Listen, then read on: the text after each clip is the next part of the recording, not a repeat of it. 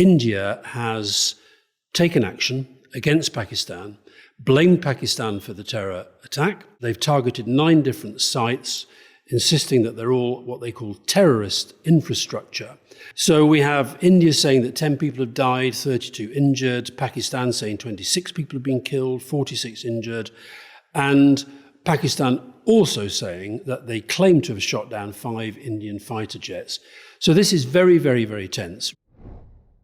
The Rest is Politics is, as ever, powered by our friends at Fuse Energy. And if you've got an electric vehicle or you're thinking of switching, Fuse can help you with that. They're offering a new overnight charging tariff that makes things very, very simple. It's available now through their iOS app, and Android's on its way. It works with a wide and growing range of home chargers. No obscure hardware, no complicated setup. You just plug in, you charge overnight, and you're on your way. And you can even get that electric vehicle charger installed at home in as little as 7 days, depending on your setup. Hardware fitting the whole lot handled. Which, let's be honest, is not something you hear about every product you deal with. And when you sign up, you'll get Trip Plus membership completely free. That's not just ad-free listening, that's the amazing bonus episodes and unique interviews that we do, early access to Question Time, and pre-sale tickets to our live shows. So while your car charges, you're also helping our podcast. Just head to getfuse.com/politics, download the app, and use the code POLITICS when you sign up. Practical, painless, no committee required.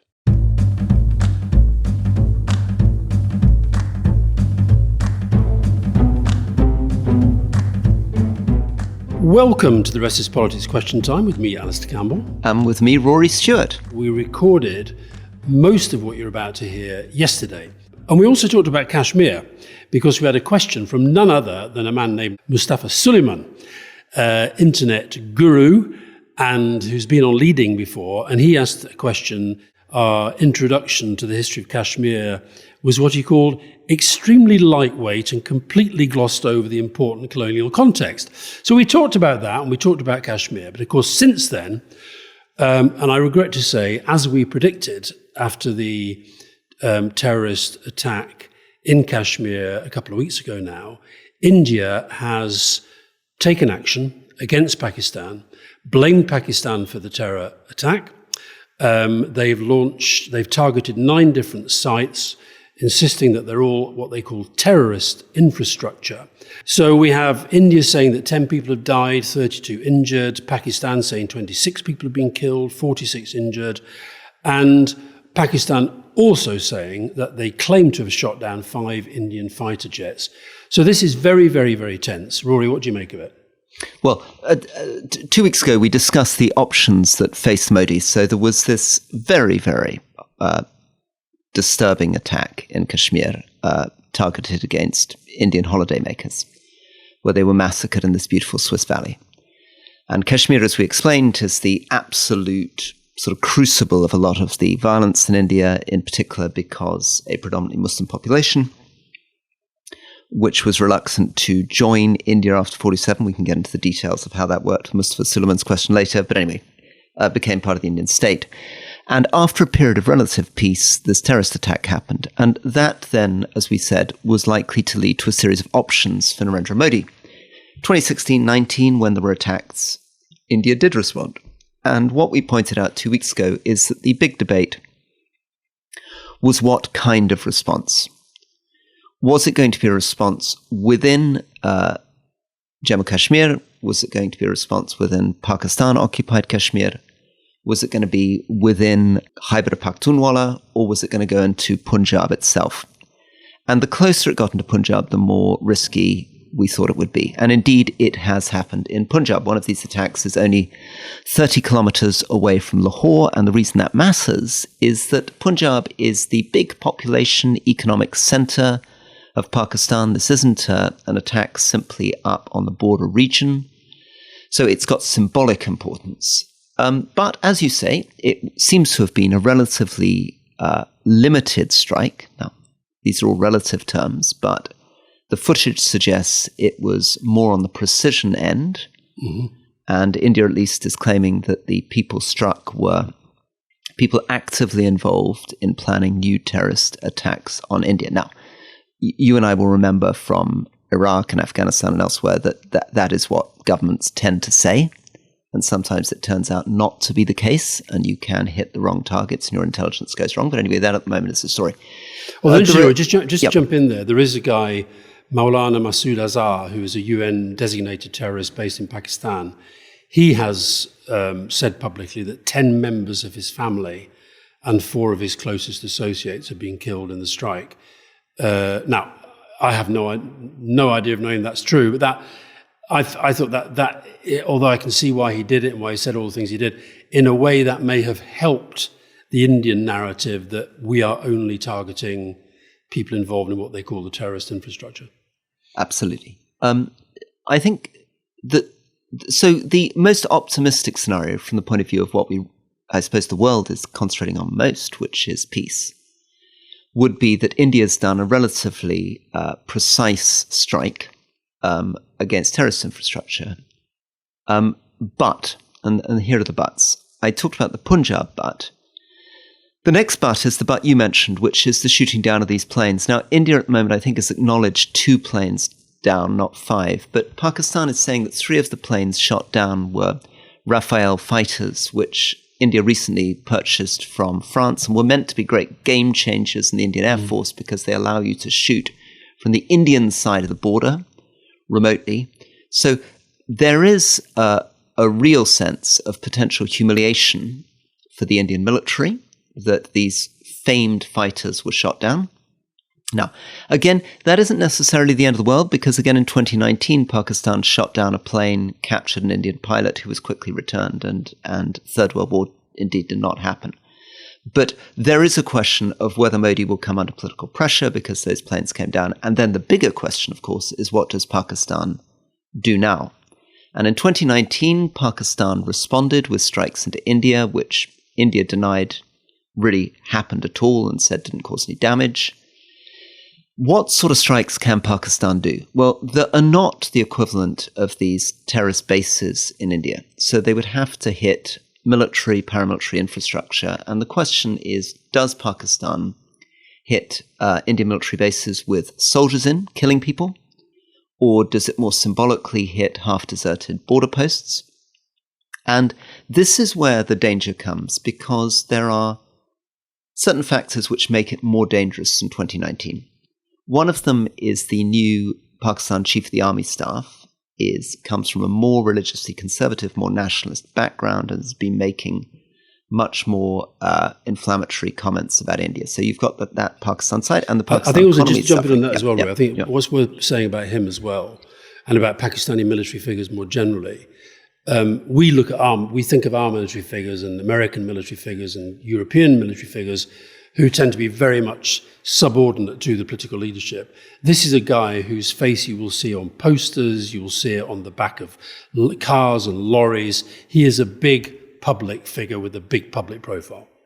Absolutely. And in fact, to some extent, Pakistan is a democracy under a military government. The decision to, for example, lock up Imran Khan was driven very much by the military. The military organized, in inverted commas, the elections, which means stuffed ballot boxes in quite a lot of the country. I think we talked about this, that when you go to the Pakistan parliament and go to visit the chief whip's office, you see a colonel standing there in the chief whip's office, effectively telling people how to do the whipping operation. So, this man is probably the most powerful man in Pakistan, and so how he thinks about the world really matters. On the other side, you've got a different Modi, a more confident Modi, an Indian economy that is in a stronger position, that may feel under more political pressure to respond vigorously if Pakistan strikes him. We get into the tit for tats back and forth. And then the final difference is that we're in the world of Trump. So 2016, 2019, there was a huge concerted effort, as you can imagine, by the old kind of international players led by the US to try to help broker peace. This time, Trump signals strong support for Modi, but more than that, he signals indifference. He's not somebody who's particularly interested in getting involved in an India-Pakistan dispute. And Modi may feel that he has more freedom, and even Pakistan may feel they have more freedom to be aggressive. So Trump was asked about it last night, and he talked about it almost as if he was a bystander. I just heard about that as we were coming to the Oval Office, and these guys have been fighting for a long time. It looks like a bad one, and I hope they can sort this out. And it was like very, very, very passive in the response. And I guess the other point to make, it's not as if we don't have enough international crises going on at the moment. I think to have Russia, Ukraine, Israel, Gaza, Sudan, all the other conflicts that are going across Africa, and then to have India, Pakistan, and as we said when we discussed this a couple of weeks ago, with China very, very closely involved as having the third part of Kashmir.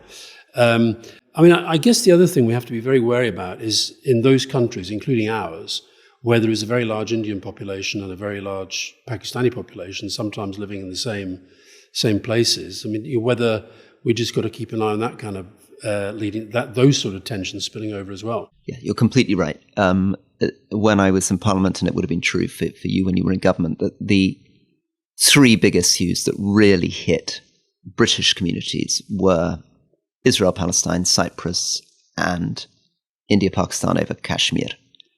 And different MPs with different constituencies would come under huge pressure on those issues. They're very much live issues in the British Parliament. They're not just international issues. So I think we have to watch this space. It is a dangerous moment. The danger, of course, is around miscalculation. Best case scenario is Pakistan responds with a relatively calibrated, limited response. India says, okay, that's done now, and the whole thing dies away as it did after 2019. Worst case scenario, Pakistan hits in a way that Modi feels forced to respond to, and off we go. And then, of course, people will point out the obvious, which is that these are two nuclear-armed powers. Yeah. Two nuclear-armed powers with a very, very bad history of relationships between them.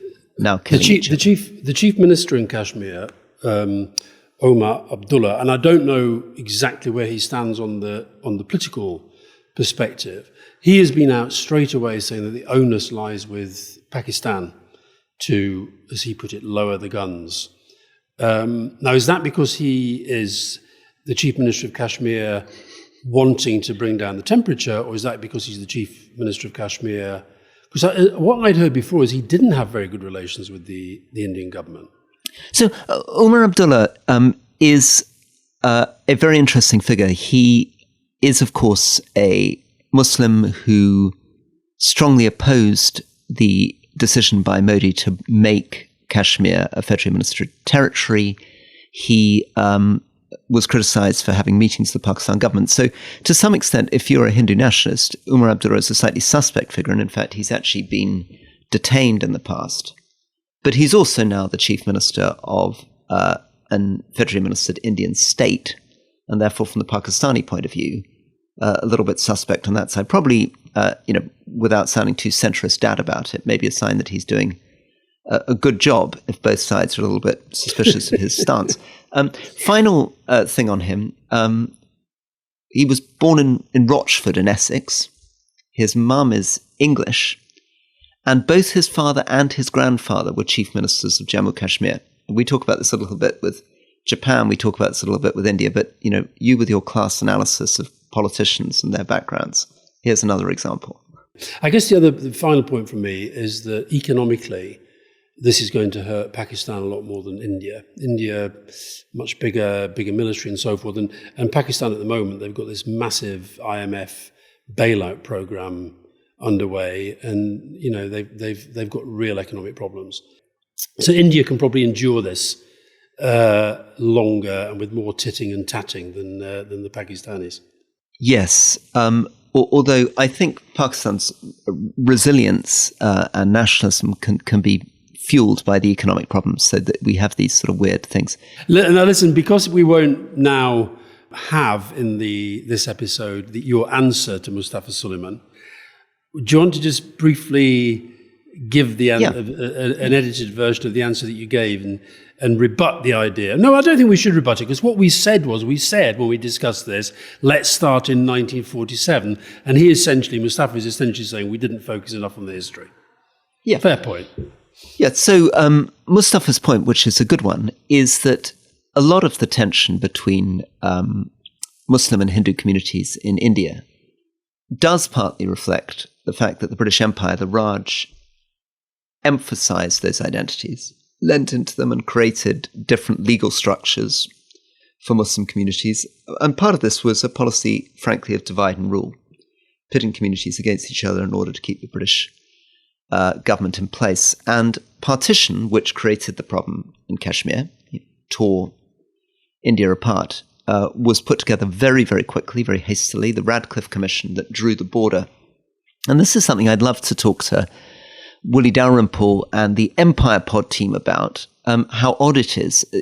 Britain in India, along with all the unbelievably negative things, racism, colonial exploitation, killing, looting that took place, the one thing they traditionally prided themselves on was granular knowledge. So, John Lawrence, who was the viceroy, spent 40 years in India, spoke Indian languages fluently, spent a lot of time in rural areas.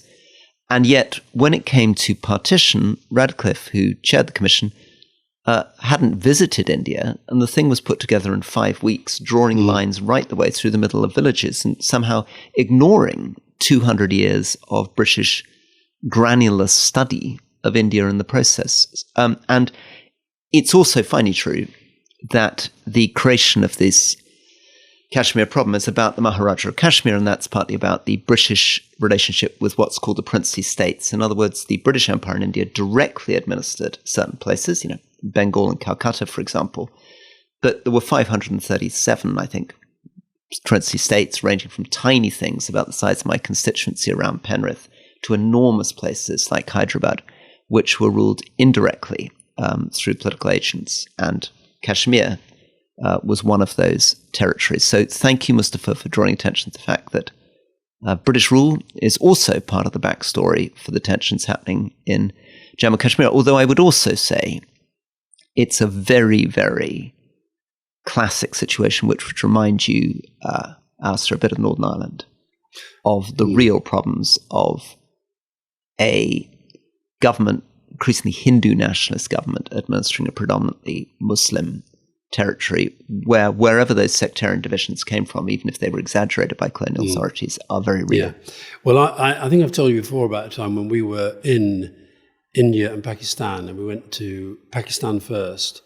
And I remember as we were leaving the dinner to go to India, one of the military guys just saying to me, just remind them that the missiles are not very far away. And then with this sort of big toothy grin, the hatred is deep, and the politics is to a large extent defined by Kashmir.